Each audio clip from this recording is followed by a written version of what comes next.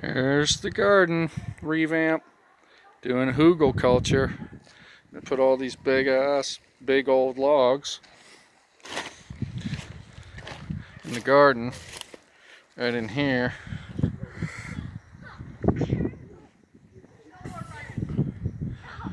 Gonna line these logs up. Big logs, smaller logs, brush and debris, some compost, and then soil, then a nice layer of mulch on top of that. That's going to be our growing mounds. It's an old German farming method called Hugelkultur. We're switching the garden over to that. I'm leaving this side as is. This is my strawberry patch right here. And I'm leaving this bit of asparagus over here. But this half, or this 3/4 of the garden, is going to be my Hugelkultur mounds. These big, what it does is,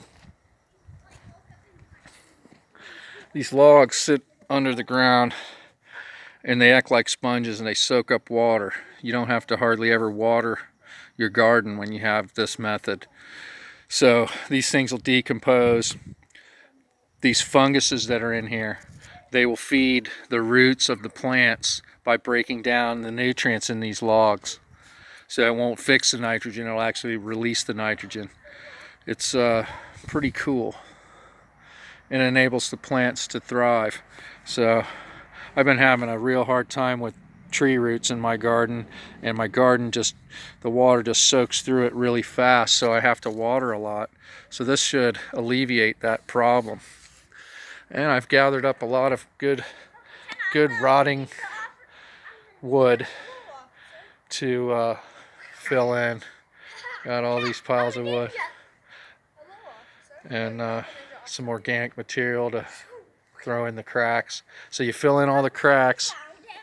You fill in all the cracks of the logs and stuff after they're all set, and then cover it all up with just smaller and smaller stuff as you go up, and then a layer of soil, and then a thick layer of mulch. I've seen good things about this method of farming, and hopefully with my low light and short season, I can get some better production out of here. Been getting pretty minimal production. I only have a few hours of light. There's east over there, so the sun comes up behind these trees.